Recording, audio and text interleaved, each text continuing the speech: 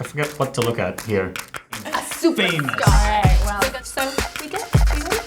We're only an episode in. And we're back. Woo! This time we are joined with a very special guest. But before we get to our special guest, just as a recap, I'm Jorie Munroe. And I'm an inbound professor here with HubSpot Academy. And I am joined by my co-host, also co-founder of the Inbound Reporting Framework. Hi guys, my name is Nakul, Kadaba. We are joined today by a very special guest, and I will let her do all the introductions. Oh, well, thank you very much. My name is Adriti Gulati. I am an inbound professor on the Academy with Jorie, and I focus on Service Hub. Awesome. So as you may or may not know, this is our second episode of really diving into what makes an inbound reporter successful. What are the behaviors that someone needs to kind of lay down, get in place before their reporting strategy can be effective, especially when we think about this new kind of business model of the flywheel. Like, how do these pieces move together so that by the time you're looking for that one specific report to answer your question, you are set up for success from the get-go? Yep. So just to kind of recap some of what we covered in last episode, Nakul and I kind of came together this year to start to identify why users of HubSpot reporting tools were really hitting those kind of points of friction and those pain points. And what we discovered is there are 4 fundamental behaviors that someone needs to kind of lay down and have in place in order to really drive success with their reporting tools. Yep. So those 4 behaviors were they're implemented inbound at every layer of the business, right? They had a shared sense of goals throughout their company. They used HubSpot to store and manage their data, and then they strategically visualized their reportings consistently. So how that translates into actions is the first one, you need to map your flywheel. Yep. Which is the first step of the framework. The other 3 being defining your goals, managing your data, and visualizing your data. That's what this podcast is really all about, is really diving into each one, sort of unpacking these big concepts and trying to make them kind of more actionable, consumable, because again, they are kind of all working together and important to the long-term success of your business, but also just kind of when you're interacting with your data. And we also had, so the last episode we really talked about what is that flywheel? Yeah, like what is a flywheel? What is it? And Kyle really went into the actual physics with us. Of course, Newton came up. Yeah, Newton came We up. were like, all right, we're just here to talk about data. We heard Newton, Isaac Newton. Kyle. Yeah, thanks so for you that. have that as a tee up. And so he really took it apart. But more importantly, I think he also went to identify, great, you have this structure that you say it's a flywheel. It's not necessarily set in stone. It can change, right? It can be different than just saying attract, engage, and delight. It doesn't necessarily have to be all 3 of those. It can be more stages of those. Right. The key things are that you have to identify what's pushing your flywheel forward. Your force. Your force. What is restricting the movement of your flywheel. Which is your friction. Which is your friction, right? We talked about a couple of examples. We talked about a couple of conceptual analogies to think about how to relate the flywheel to eventually your reporting strategy. And hence the framework. Definitely. And if you haven't given it a listen, definitely check it out. I think what's important here is we're going to start building on some of those concepts, especially as we get into what Adriti's really the thought leader of our team on HubSpot Academy. It kind of builds off those key concepts of like, what is a flywheel, what's working, what's not for your business. Yep. How are you starting to think about who you're interacting with? That kind of came up in terms of an example we were using. Yep. So if you haven't checked that out, totally go do it. But without further ado, we are on to Mapping Your Flywheel Chapter 2. Woohoo! Awesome. So let's start by introducing Adriti. So you are working, as we kind of had mentioned in the last episode, HubSpot Academy is working on this course. And it's really to start to unpack like how you can start to implement in action different areas of the flywheel. And Adriti, can you talk to us about some of the kind of learning content lessons that are already live in the Learning Center and how this has kind of led you to be an expert on this one specific thing, that thing being customer journey mapping. Like where does this kind of fall into your area? So working on Service Hub, my main persona is service agents, right? And everything that I've researched talks about the customer experience and how it's really the service agents who are talking to the customers most often. So it's their job to influence the customer experience. Totally. But as we're talking more about a flywheel, we're putting the customer in the center of everything we do. That concept of just having service agents as the customer's main point of contact always is not true anymore. Right. Instead, it's everyone's job to create a great customer experience, especially everyone who's touching those customers. Definitely. And how does this like really start to factor into this idea of customer journey mapping? Can you walk me through kind of what customer journey mapping is and how people should start thinking about it? Yeah, so just definition, a customer journey map is a visual representation of the end-to-end experience a customer goes through. Right. And it's I think when a lot of people think about how they interact with customers, it's in touch points. So sales will be like, oh, yep, I had 3 calls with them. That was my customer experience. But that's not true. When you like go to, talk to someone or talk to a company, you're not thinking about it and like, okay, I talked to the salespeople, talk to the customer service people. It's all one, right? It's almost like one big conversation you're having. It's a series of touch points, right? Yeah. And you can have a great few touch points, but an awful customer journey or customer experience, and vice versa too. So I think one, it's really important to know that the customer journey is your end-to-end experience. It's not just your marketing, sales, and service. So it's really a good way to start to break out of this kind of siloed thinking, if you will. That is kind of like the dinosaur fossil of the funnel business model, right? Yeah, a lot of paleontology meetings. Like, jeez. Yeah. The Tyrannosaurus of the, but yeah, fossil fuel. Anyway, okay, I'll stop. So it's this way to start to see how that, to really step into your customer's shoes and see how that experience can, reflect. Figure out what the points of force and friction are in the actual experience. I think it's also important to think about like there might be holes that you don't know. For sure. You don't know how the customer experience is going. I'm going to do a shameless plug for both of you guys because I know that a couple of weeks ago, you both were on a really nice webinar talking about customer journey mapping. And you went through this really great exercise of actually going through an example and actually showing what do our customers think, feel, and do, with regards to the buyer's journey. Is that customer journey mapping, is it an extension of what you would do to figure out your buyer persona? How is it different? How would you distinguish it and apply it to the flywheel? And mapping your flywheel. Sure. So I think to answer the first part of the question, like how it relates to buyer persona. Yep. Customer journey mapping comes after the buyer persona. So the first step in creating a customer journey map is to set the stage. And by setting the stage, you need to get people from all different departments in a room. You need to make sure that everyone's aligned with the goals of the customer. What is your company's mission? What are you helping people do? And third, you need to make sure that you are all working off of the same buyer persona. Right. So if I have to say it, I would say one buyer persona per map. So people can go through different experiences, and that's important to map out. But having said that, the map is going to tell you more and more about your buyer persona, especially as you dig into the research, talk to more folks, and map out the thinking, feeling, and doing. Yeah, I mean, that's the sense I got when you two were on the webinar doing it, right? And we'll link to it, on the blog post, summarizing this episode, just so like people can get an idea. Yeah. Because it became a lot more clear for me of just saying, what is customer journey mapping? How is it different from this? Clearly, we already know because she just said it. But more so, you can actually see it visualized of saying, oh, great, I'm going to think, feel, do. Yeah. For awareness stage, consideration stage, decision stage, customer. right? Yep. For buyer persona A, buyer persona B, buyer persona Right. C, as you're saying, one part.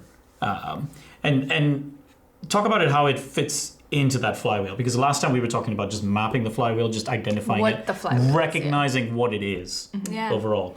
We've got some familiarity now. We're trying to figure it out and connect it with our reporting strategy.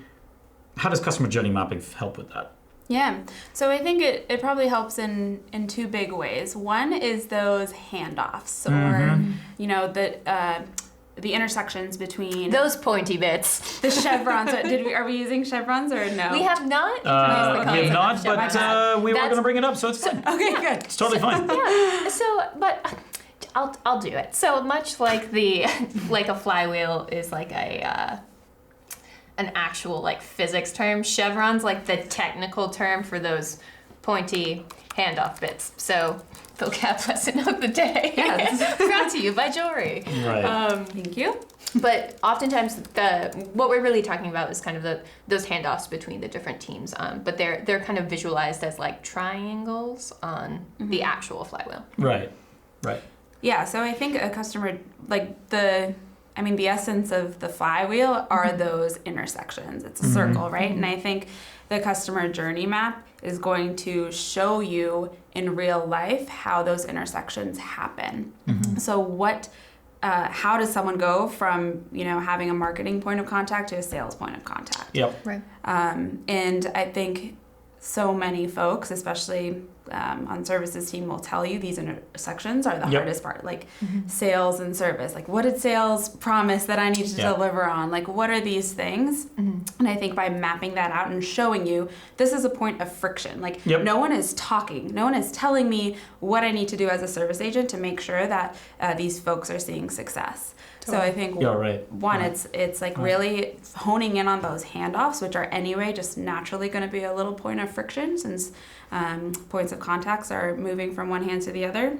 And also just your force, right? Like, what's working really well, what's not. If you don't know like something that's going on, as you mentioned earlier, is that a point for feedback? Like, how can we even extend on that?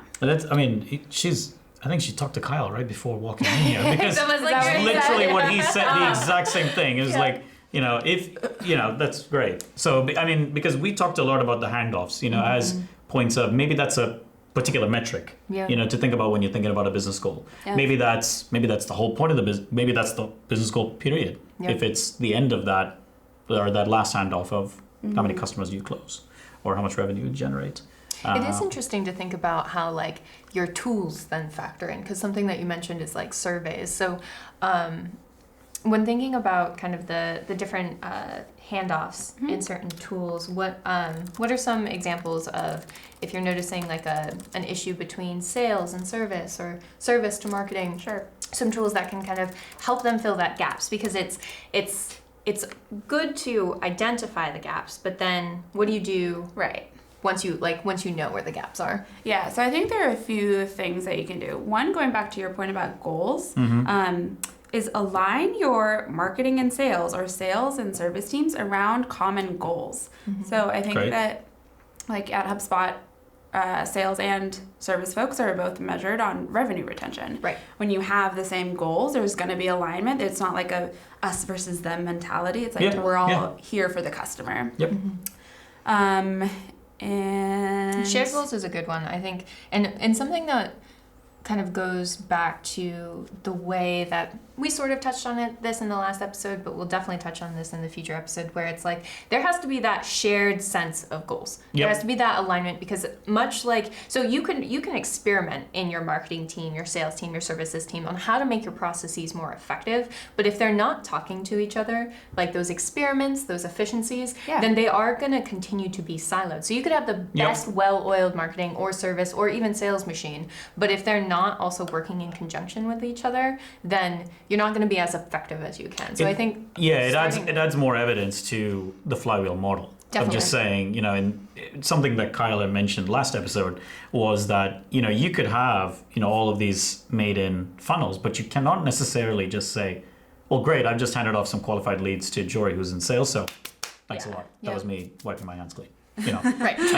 For Sound effect. yeah, sound effect. But but Kyle had mentioned that, right? Like where you can't just necessarily think like that anymore. Yeah. You will have a common set of goals, whatever it is. Yeah. You will have a particular metric that maybe your team is held to.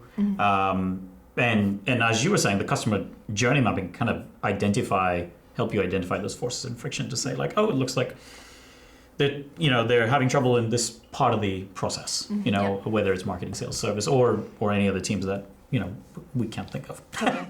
So you recently, sorry, didn't mean to interrupt. No, I was just also going to say, not a shameless plug, but a CRM, like something that everyone is connected to, an all-in-one platform. Like in a big company, in a small company, you can maybe go up and talk to someone if you know them, but in a bigger company, like how are you expected to do that, having just one source of truth, and that's CRM? Yeah, like one centralized place where you're putting your data. So you can understand how the interactions Coming soon on inbound reporting. Definitely. No, but it's true. I mean, it varies between the customers. You can see that, at least the ones I talk to, for sure. Yeah, definitely.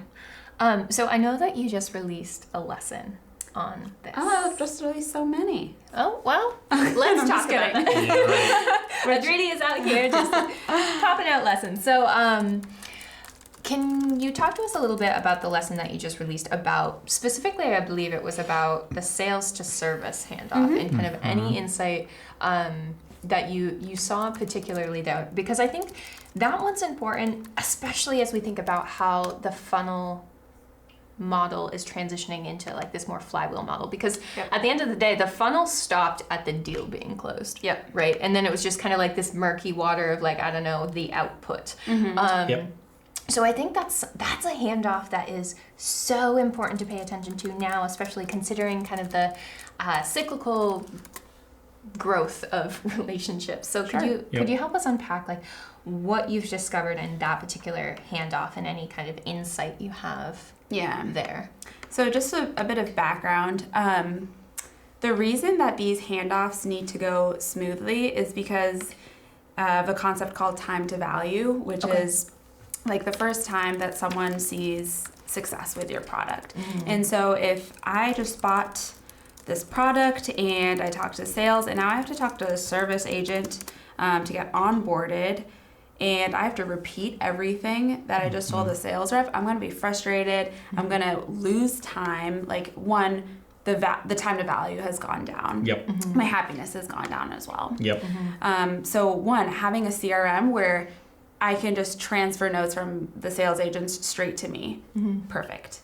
And I know, so sales people are so busy and probably don't want to sit and write down the notes, and that's where snippets come in, right? Like just these reusable text blocks that you can use to make everything as easy as possible. And I think on the other end of that, sales reps, some of their best customers are retainers, right? So they need to have a great relationship to know if there are upsell opportunities or what's next.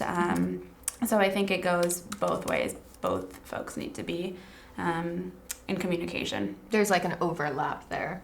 I mean, I see that in my role, being in HubSpot services all the time. Like having a good relationship with a, HubSpot sales member is really the difference between, just that time to value. How much is like, oh, great, I already know this guy, because the customer's really happy. The customer's really happy with the salesperson. It's like, great.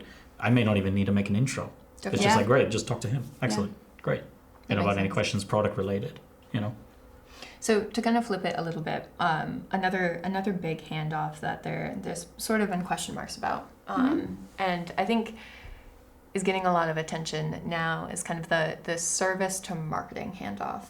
So can you talk a little bit about what that looks like? And we've definitely chatted about this in some of our past conversations, but why is it so important to be paying attention to your service to marketing handoff, especially in this kind of flywheel model world? Definitely. So if you're not doing anything or even knowing who your delighted customers are, you are missing out on a huge source of a huge opportunity, right? What's the last thing you bought on Amazon? Oh God. Is this embarrassing? No. It's just really weird. So I have a beta fish. Well, I did. He died last night. True story. But okay. Trying to be positive on this podcast. I'm just Like, saying. jeez. Anyway, I bought filters, and I think they killed my beta fish. Oh. But Oh, okay. that's okay. Okay, so fish filters. Fish filters. And before you bought them, That's why I paused. There was a hesitation. Yeah. Okay, sorry. before you bought them, what did you look at? What was the most like indicative thing for you to buy them? The price. The price. Okay. What else? So the reviews. Yes, the reviews, right? Ta-da. I'm Nice. sorry. Took a while, but we got there. Yeah, we got there. Word of mouth referrals, they're the leading lead generation tool that people can use. Yeah. I think it's just in everything we do. We look at the price and we look at the reviews. And what are other people saying about this? If Right. you are taking advantage of those delighted customers and using an advocacy program or something of the sort, this is my tag phrase, is you're turning your customers into your best marketers. Right. I like that tag phrase. Right? Yeah, right. The trust in marketers and sales folks have dramatically declined. And It's I don't- 3%. Yeah, okay. I didn't Like have 3% the stat, of but people. Mm-hmm. Inbound report. right. State of inbound. I know. Who am I? Look at who I'm talking to. Sources. But when you think about that, like, okay, who else can you tap into to make sure that your brand and your product is top notch and it's on everyone's mind? Right. Definitely. Right. And especially when it's like anyone can, I say this all the time, but become the loudest voice in the room. Yeah. It's so easy for, that to go really well or that to go not really well. Right. And how your services team is reacting to those types of reviews is going to impact your business. For sure. Absolutely. So it's also like really important not just to look at the good reviews, but look at the bad reviews too, because those are still for sure. public. And so Yeah, right. if someone's looking at that and there's no response to a bad review, that's a pretty bad sign. Rather if someone kind of higher up is like, oh, let's fix this, let's get on a call, like that's a good sign. That's telling you that this company cares about their customers. So I'm going to double down on that a little bit. So could you kind of walk me through the role that's like surveys that you're sending your customer plays in this kind of new flywheel world and like how this could affect your marketing and sales team and their actions? Yeah, so when looking at the broader picture of the flywheel, I would focus on NPS. So NPS is your overall big survey that you're sending maybe once in 6 months, once a quarter. And what does NPS stand for? Net Promoter Score. Okay. Ta-da. And the question that is asked, it's one question, it's how likely are you to recommend our product or service to a friend or colleague? And it's a 0 to 10 point scale. So the first thing that I would do is one, make sure you're sending those out at least once every 6 months. Okay. When they start to trickle back in, make a list in your CRM or whatever you're using to highlight the folks who are in that 9 to 10 range. So the folks who give you a 9 to 10, those are the folks who are going to bang the table and like scream your name. Those are the happy folks. Right. And first, thank them.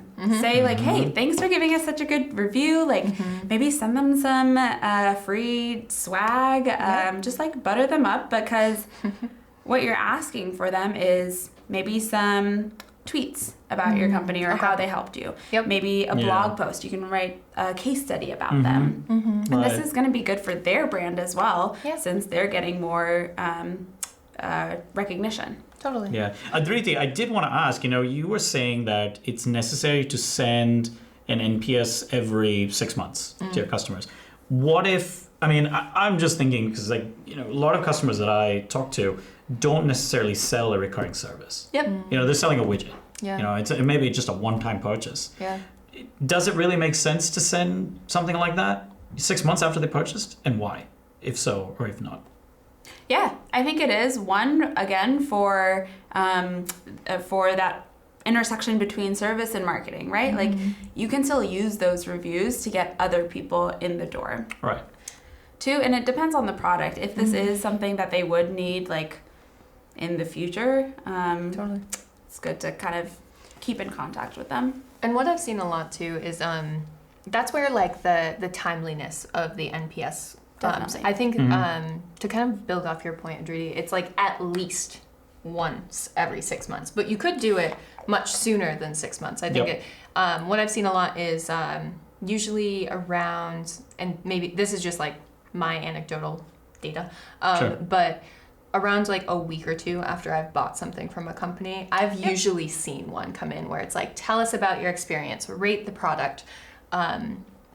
In those kind of emails, I think some of them might be marketing emails, but always making sure that you're kind of capturing those experiences, especially after the user has also had enough time to potentially find value. So recently I bought like a sports jacket off an unnamed sports jacket site, and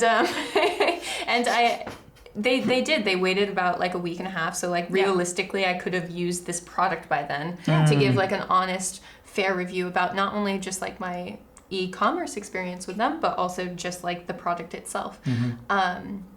So I think it's, while there is that like once every 6 months, also think about like when your user or your customer is most likely to have derived value from your product. And I think that can sort of differ product to product. And there are also other surveys too. Right, like totally. you don't have to just use NPS if you want to. That's a big one. Yeah, NPS is a predominant one I've seen. Right. Yeah. But I guess if you want to, if someone calls into your support team, sending a survey right after that. Yep. How was the sales process? Something like that to test on different things if it's not like a subscription or anything. Right. And I think the biggest thing also is, so of course, to build an advocacy program, you want to see who your happy folks are, but you also want to talk to the folks who are giving you like 2s or 3s, figuring out how you can maybe get them not to be your like promoters, but just get them in a place where they're happy with you. And then they're not like shouting that your product is awful. Yeah. Right. And Because people are likely to do that too. And in that case, like maybe it's even better to part if the expectations weren't right. Like sometimes like it doesn't work out. Or at least find out why. Yeah. Or at least find out exactly. why. Absolutely. And see if you can alleviate it. I mean, that's from our perspective, I feel. Like what we do look at when we do get something that's, a detractor, to use the NPS methodology or terminology. Okay. Hey, what don't you like? Yep. Right. What's going on?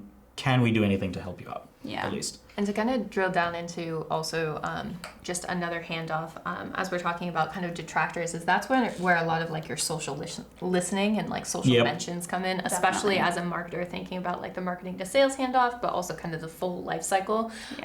Because where you might find that some of your customers might not be answering these surveys, or there is like some drop off in that action, but if people are turning to social media and using that as kind of the channel to have that word of mouth influence, that's also a good kind of counterpoint, having those internal surveys, but then using kind of social media listening to be that kind of external, more organic listening to make sure that you're always hearing the voice of the customer. I think that also was in that state of inbound report where they were talking about, people are more willing to share their opinions on social media. Great, I'm going to just go on Twitter and say how great this is or how awful this is experience.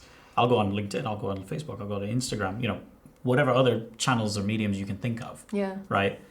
People are more willing to do that now. The social space is actually an interesting one in terms of like service these days too, because I know like HubSpot, for example, has like the HubSpot support, it's like its own account separate from like the rest of the HubSpot like marketing, like Twitters and Instagrams, and I do social media.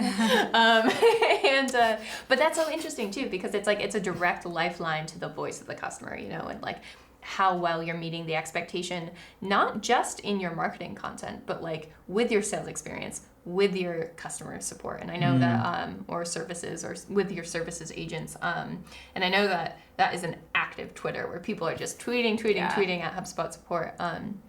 So I think it's another interesting way that, not just like as a channel, but to really keep your ear to the ground, is that a phrase? And really listen to your customer. Yeah, and it's also, that just goes to show that customers want to reach out wherever, whenever, they're not going to always pick up the phone and call Yeah, someone, right? Like it's totally. whatever's closest to them, and you as a company better be monitoring that space. Yeah, right. Totally. Can we come back to the customer journey mapping again? Yeah. Because we talked about it, and I want to just kind of give people a audio representation of just what it is. Yeah. I like I said, and I keep on referencing this webinar, but it was great because you guys actually really mapped it out. So Adriti, it would be great if you could just like talk through it of just saying, great, if I'm trying to map out my customers in the context of my flywheel, what do I need to write out? What do I need to know? Yeah. So I think I mentioned this before. The first is one, getting all of the appropriate people in a room. Yep. Service, marketing, sales. You need to make sure that your buyer persona, everyone's on the same page with who your buyer persona is. So who is that person you're mapping out, and the goal of the business. What are you trying to get this customer to do? Next, this is like the bulk of it, is mapping out what someone thinks, feels, and does. Yeah. And this is really to build empathy. And this also comes, especially if you have so many different folks in the room, this is going to lead to great discussions, because there's bound to be some either like, oh, what? I didn't know that at all. Or like, no, that's not what I think. Because if you're looking at it through touch points, you're not looking at it through the journey. So getting everyone together, I think, will lead to good discussion. And the actual, like the thinking and feeling and doing is something that I hadn't thought about before the webinar, actually. I always thought it's like, okay, they do this, this, and this. But when you really It's understand... easy to think about it in terms of actions. What are they Yeah, doing? Because, exactly. Because that's how we're like sort of conditioned to think about it, because we think about our part in that. So the marketer thinks about the blog post. Oh, they're clicking the CTA at the bottom of the blog post. The sales rep thinks about like the phone call. Oh, they're calling in. Yeah.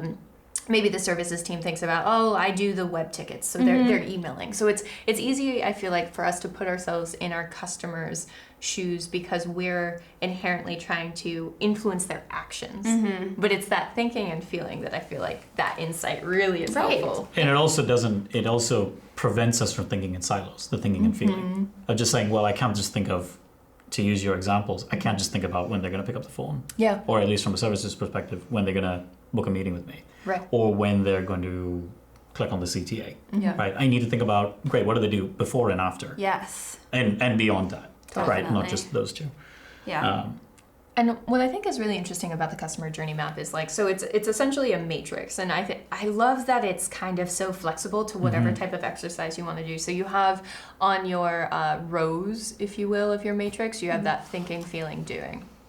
And then, I know I have it in front of me. And then make sure. in your columns, you can do it, Adriti and I did it in terms of the buyer's journey, that awareness. You can have your columns be like the awareness, consideration and decision stage, but you can also do it in terms of attract, engage, delight. And it's kind of whatever exercise you find the most impactful at the time. But again, you do just want to keep it to one buyer persona, because then even if you're doing sticky notes, even if you're using color coding, it can get... It's a mess. It's a mess, you know, and it might be something that you want to keep in the future, just like on a wall, depending on your office space, or maybe have like a more virtual setting where you have this kind of saved. But the flexibility of it is it really just puts you in that person's shoes. And you can visually see what's the pain point, like where is there a dip in this, or where are like everyone's really happy, like it's just everyone's in charge of the customer experience, so like having everyone on that same page is really helpful. And an important point here too is that much like your buyer, so you start with your buyer persona, right? And if you're just new starting out, this might be based on educated guesses, right? You might just be like, ideally, who is your buyer persona? But over time, you're going to start collecting more data on who these people are, what actions they're taking, what's actually driving them, what type of content is interesting to them. And the customer journey map is much of the same way. Like this might start feeling like a lot of guesswork, especially if you're starting out, especially if you're not collecting the right data to identify what the pain points are. But over time, so at first it might just be like, I don't know, this is like highly theoretical. This is what we think these pain points are. But over time, as you start again collecting data on those touch points, on those kind of leaky chevrons, the handoffs. I don't know. But yeah, like as you start to gather data on like how well are these handoffs going? Yeah. Right. You start to you have surveys in there. How well is this experience going? That's when you can start to be very, very specific with the types of efficiencies and like the types of updates to your process. So at first, I think it's important to remember that the first iteration of this exercise, it might feel like a lot of guesswork, but over time, once you start to see what gaps, like if there is anything that you don't know in the course of their journey, whether it's the buyer's journey or throughout the inbound methodology, write it down. Find that data. If you aren't tracking that data, put the systems in place so that you're tracking the data. Because over time, this is an exercise that should inherently become more data driven. So by the time you have the people in the room, your marketing, your sales, your services team, they're bringing data to the table and they're saying, hey, this is what we've noticed. These are our like health checks. This is what we're noticing in our traffic, to the conversion to the leads, to the conversion to like the sales qualified leads, et cetera, et cetera. So that it starts to be more concrete, more data driven, Again, more it's specific. And again, it's identifying this is where we're getting it right in our business model. This is where we're getting it wrong. Yep. Coming back to that mapping your flow. And it's also, what's the impact of us getting it wrong? Yep. Like, what is this causing? Or right. Or right. Or yeah, right. exactly. Yeah. If you want to look at it the positive way. Yeah. Yeah. Thanks for that. Glass half full. I'm glass half full kind of guy. So. Glass empty. But no. But that's absolutely right. Like, what is that impact? And I guess that's an easy way, to really emphasize of getting the appropriate people in a room, which I really liked of that first part of the process, because so many times, at least, I've heard customers say, when talking about, let's say, sales marketing alignment, or we're talking about sales marketing service alignment. There's not like a fancy term for it. Yeah. There isn't. I'll just say alignment overall, everywhere. Business alignment. Yeah, just everywhere alignment. Did everybody come in the room? Oh, no, this person was missing. This person was missing. It's like, well, we need to get them in the room because otherwise... we're missing a perspective. You're missing a perspective, yeah. That's the first step. Yeah. Totally. Awesome. So to go back to kind of the flywheel and kind of using this, so do you have any examples of issues that you've seen between teams in your like research or based on some of the content that you've produced specifically? So the biggest thing, and I think you can attest to this, is sales not talking to services. Interesting. Okay. Sure. And it's just people are I think busy. it's habit. It's habit. Yeah. It's also, and I think the mentality is like, okay, close the deal. It's still the funnel mentality. Close the deal, on to the next folks. Like, who's marketing bringing to me? So I think if they can align those folks more. Okay. So to help bridge that gap, so I know that there's this thing called like the inbound service framework. Yep. Help us step into the shoes of, because I really do feel like services is this missing puzzle piece that we're like kind of trying to bring into the fold, and it's so nebulous right now, because I truly feel that like marketing and sales teams just like have been disconnected from just based on kind of how I've interacted with customers, also having been a former support rep. There is this disconnect. So can you walk us through, like, in this modern world where there is this marketing, sales, and service team, what inbound service really looks like and how those two teams, marketing and sales, can better align with that kind of mentality? Because being an inbound service rep is more than just being like available. For sure. Right. So what does it mean to be an inbound service agent? Yeah, so the framework, or EGG, as you will. Egg. Engage, guide, grow. Okay. So engage, this is the wherever, whenever. As you mentioned, people are tweeting in their questions. People want to chat in. Like, it's not just a phone call. It's not just an email anymore. So the first step is engaging wherever, whenever. Okay. And then guide. So a lot of folks, again, they want to be proactive and they want to be in charge of their own solutions. So want to These guide are empowered buyers. Right. Yeah. Also, no one wants to talk on the phone. Yeah. No one's gonna wait around. Yeah. They'll just return it. So guiding is guiding to proactive solutions to make sure that your customers are finding success on their own. They're not relying on anyone. Yep. Okay. And then the last is growing. So you want to know one, if your customers are growing, this is through those feedback surveys. Yep. And if they are, how can our company grow with our customers and make sure that we are aligning with them and giving them what they need at every stage. Right. Or growing better. Cool. See what I did there? I like that. See what I did there? And I think that's so important too, because one of the things that you'll see kind of sprinkled throughout flywheel content is this idea that like Force is very much like an investment in your business. But in essence, it's actually more of an investment in your customer and the success of your customer over time, which is why I love that the inbound service framework kind of ends in that grow phase, because ultimately that's what's going to power a significant portion of people's flywheels, right? It's just like, it's not just that you're doing things right and that you're building a relationship. In order to get the people to slam the table and say, this product was amazing, this company is someone I stand behind, you have to be helping them be successful in whatever kind of roadblock or goal that they're facing. So even if it's something as simple as like a sports jacket, you know, like how is that company empowering me to have a great experience, but also provide a product that is like helping me accomplish whatever it seems like I'm setting out to do.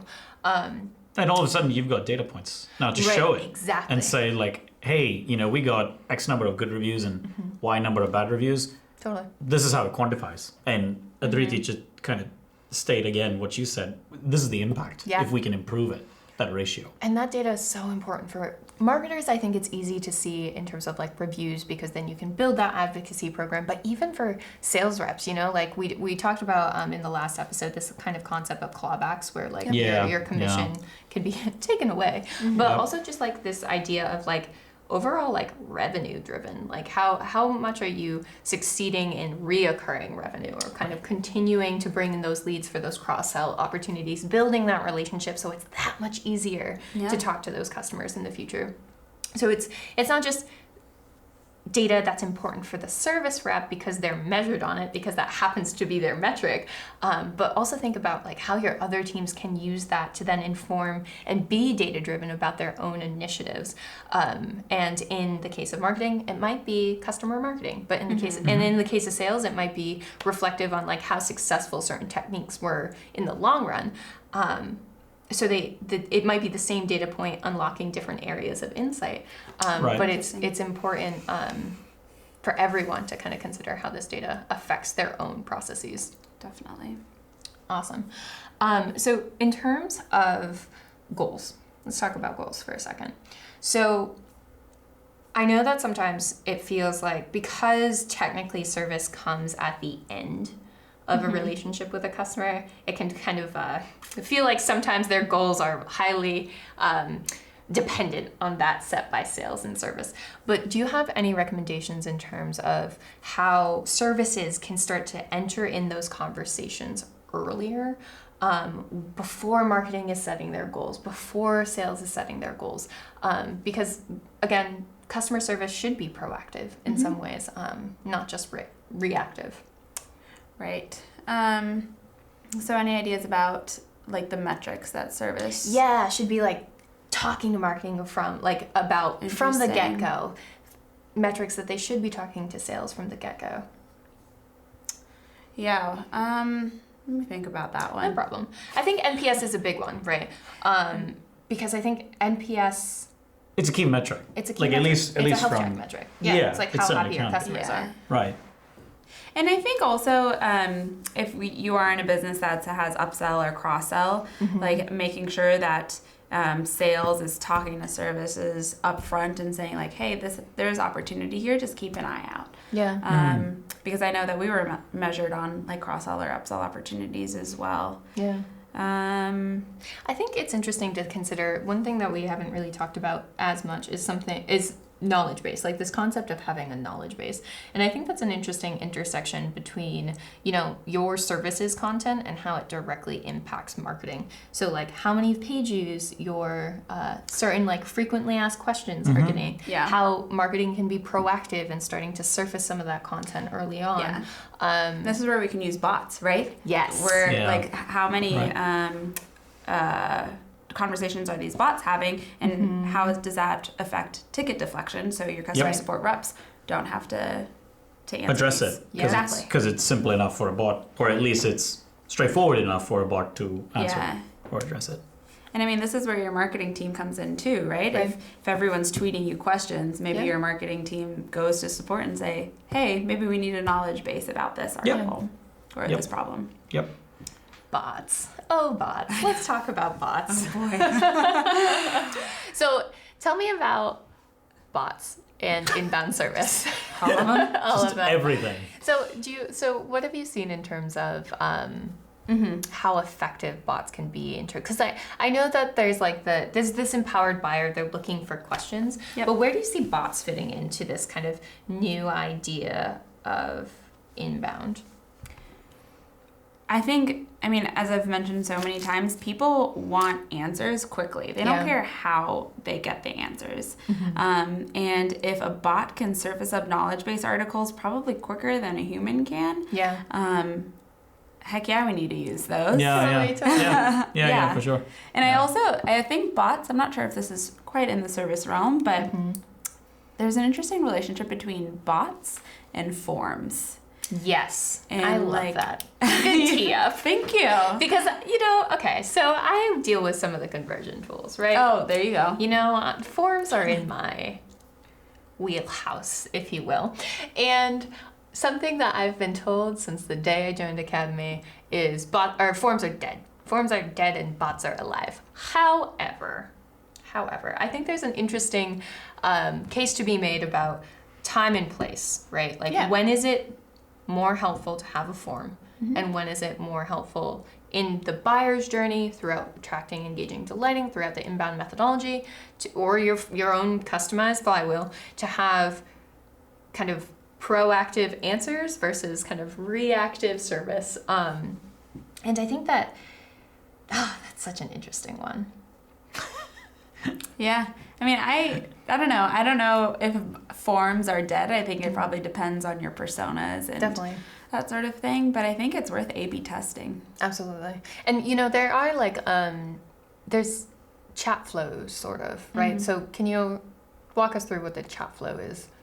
Yeah. So this is a lot with like either marketing or sales, but it's basically figuring out if you're like a good fit by saying, okay, what's your name? How many people are in your business? What's your major concern? Yeah. And through that, you'll be like, okay, well, here are some articles. Totally. Here are, a meetings link if you want to talk to someone more, but just giving your sales reps or your marketing reps a little more information so you're not going into these meetings blind. So it's interesting to me because it qualifies like a form, but it feels It like does. a conversation. You're So still there's like collecting. this hybrid experience. Yeah. Yeah, and you're still collecting. I just heard there in that example 3 data points, Yep. right? Name, company size, pain point. Yeah. Yeah. Which is Before. so common Yeah, when you see them. Totally. almost accelerating the kind of the flywheel. Yeah, absolutely. And again, this is assuming, and I think this is the problem here in that question between forms versus bots. Yeah. Of like understanding your buyer persona, as you were saying. Yeah, Adriti. totally. Like maybe a buyer persona wouldn't want a bot. Yeah, For sure. And also Depending on what where they're they are, buying, like what your that's where company is. customer journey mapping is so important, right? Right. Because Right. it's also going to be dependent on like the type of expectations you set, where in their experience they are, and what's better suited to kind of align with their needs. Like because if they're just trying to subscribe to your blog, chances are they don't want to have a long conversation about it. Right. They just want to subscribe to your blog. They know that awesome content is headed your way. But if they do, like they need that question quickly, like they're not going to want to fill out a form and like wait 24 hours or whoever knows how long for a service rep to be like, hey, this article solves for your needs. Like that's a bad experience. Right. That's a bad experience. And it's very convoluted too. Right, Yeah, exactly. very Because it's just convoluted. like, I don't know, I just like have this question. Yeah. So being very critical about like what experience you're trying to provide, what expectation your buyer persona probably has at that stage, and what they're trying to accomplish, what they're trying to do is also really important there. I get that all the time. Forms are always a beast in terms of just like bots, but they're also like at war with this new topic cluster methodology. Oh. More content coming soon. But also, I mean, that's where thinking and feeling come in. Totally. Yeah. And kind of the trust that you're inspiring at every stage, whether that's attract, engage, delight, or as a marketer, like awareness, consideration, and decision. Because, sometimes a form is going to be abrasive. Sometimes it is going to be exactly what you need. Right. Yeah. This is great. I mean, I'm kind of sitting here taking notes. It's probably that's what the mic can hear, at least on this episode. Tap, tap, tap. Me just tapping on and typing more notes in. As we're kind of coming to the conclusion a little bit, we're just thinking of takeaways for our viewers, our listeners. Sorry. Both.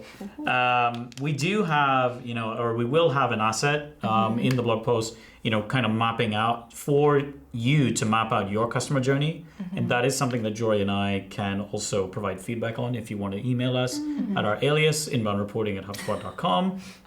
Said that She today. said she made it. Yeah, she did make it. I went right to IT. And just like the last episode where we wanted our viewers and or listeners to also map out their flywheel. We would love people to also start thinking about mapping out a customer's journey. Absolutely. Because this, I think the big takeaways that I got from this is that both parts of mapping your flywheel, if we're splitting it into different episodes, really give you a sense of, understanding your business model. This is how we actually act.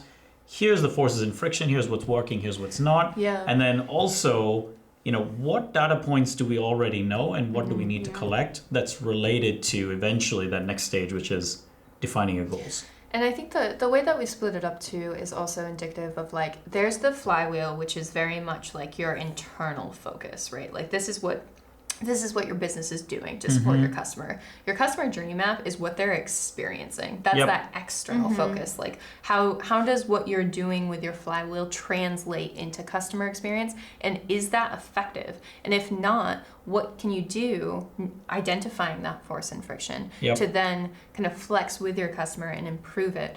And if there are these gaps in what you know or don't know, how are you then leveraging the tools at your disposal, whether that's surveys, whether that's social listening, to really get into the mind. Like if you were struggling to get into the mind of your customer, then you can map your flywheel, but you're going to miss a critical perspective and data point in and of itself. Right. Which is why these exercises are so important. So would you folks suggest mapping your flywheel first or your customer journey first? So I think it's important to do them sort of in tandem. I would start with the flywheel because I think this focuses on those handoffs, and understanding the key concepts of force and friction is helpful to do.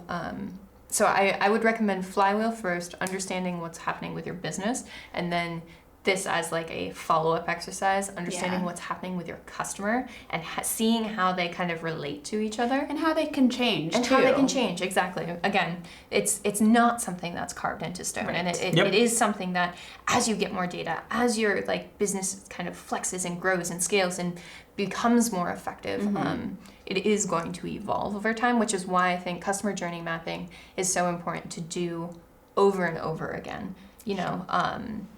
It's not kind of one and done. I think that's been a myth about buyer personas that has persisted, where it's just like, nope, that's my buyer persona. I did it for the marketing software certain word. And it's like, no. Like keep going. This needs to, because it's like you're going to gather more data about who these people are. And if you're not updating how you're approaching creating content, creating experiences for these people, then that's only as useful as those initial words. Right. And it's not static. No. It is going to be, as you were saying, I do need to emphasize that again. Yeah. It is an evolving document exercise. So based on your experience, Nakul, how often do you recommend people go back to their buyer personas? Does it depend industry to industry? Does it depend on how big they are? I would say it depends industry to industry. Okay. I do typically like to see, at least something like once or twice a year, for them to rotate, because it could be the case of your first, maybe you have, for example, 2 buyer personas, maybe you need to add another one. Yeah. It may not be the case of changing one. It may be the case of going back and changing one. Yeah. But at least in I would say my, limited experience, at least from a HubSpot vantage point, it is the case of if you're trying to collect data points and you're not really making progress on your goals, which again, we're going to talk about next episodes. Yeah. There is then a lack of data that you're not collecting. Is it something that as a result you don't understand your customers? Yeah. Looks like it's customer journey mapping exercise. Definitely. Is it something of the case that you also don't understand your flywheel? Maybe it's the case of customer journey mapping and your flywheel mapping. you're not getting it done. Yeah, Right? everything's connected. Yeah. It reminds me sort of like, so when I was in support, I joined HubSpot about 3 years ago, and I remember there being this kind of great upheaval because we were working with more customers, sending out more surveys, getting more data, and we actually had, after analyzing, I say we, HubSpot, higher ups than me as a support rep, had identified that actually like a cohort of people that they had been considering the same persona was actually split. And it was our designer and kind of developer personas at that point kind of calling into support. But up until that point, they didn't have the data to differentiate them. They weren't collecting the right types of feedback to see them as anything other than one single persona. Right. And so it caused this kind of massive upheaval. People were sort of scrambling because we had always assumed, oh no, that's just one persona, until we started to dig into the data, gather more It's data. another guy. There's another guy. There's another guy. Yep. So Yep. it's interesting kind of because you want to Yep. make sure that you're also catering experiences to each of your personas, and you don't want kind of these silent personas that have very different goals, wants, thinking, feeling, doing different things Right. to kind of slip to the wayside because those are your customers. Yep. Right? Those are potential buyers Yep. that you could be missing out or just not providing like the greatest experience for because of assumptions you're making that no, we got it the first time. Chances are, if you did, great, that's Yep. awesome. But how much of the true story did you get the first time by guesswork? Yeah, and again, to relate back to your initial question, it's not the case of like, you don't necessarily have to make a change every single time. Yeah, It may be the case where you actually have done it right. yeah, and it's like great. And if this that's is still working. that's the Yep. case, it's great. There is a need, though, as you asked in your question, there is a need to review it. Absolutely. Just like you would review, how are things going in your flywheel? How are things going in your customer journey mapping? There is a need to review it because if you be complacent, then you're kind of missing out on data points that you could actually use later. And could be actioning. process, yeah. So I think that to kind of correspond with that, maybe every time you review your persona, set a goal to also run this exercise. And I Yeah. think Yep. kind of once or twice a year can help you align, like, are we providing the best customer experience? Are we not? How can our teams better align? And maybe that's something that happens kind of between managers, between VPs. It's kind of dependent on your company, but should be happening kind of consistently to make sure that you're empathizing and aligning with your customer. Right. Absolutely. Well, great. I think I've got a lot of notes. Again, I'm sorry, I've been tapping and tapping along. But we got a couple of things. Definitely Adriti's lesson on sales and customer success handoff, as she was saying. Definitely the webinar that you both did on customer journey mapping. I think that was really good. The state of inbound report, some initial materials on NPS, and as well as the inbound service framework. Definitely. And again, as a follow-up, guys, we will be having like a similar attachment that you may have seen on the webinar. We'll definitely want to give you feedback on how you do your customer journey mapping. Send it to us, email us. We'd love to give you some thoughts and help you guys progress. Awesome. So I think that's it for this particular episode. Thanks, so Adriti. thank you so much for joining us. Thanks for having me. Yeah. Awesome. And next episode, we're going to talk about Goals. setting effective goals. So stay tuned for that. Yeah, thanks.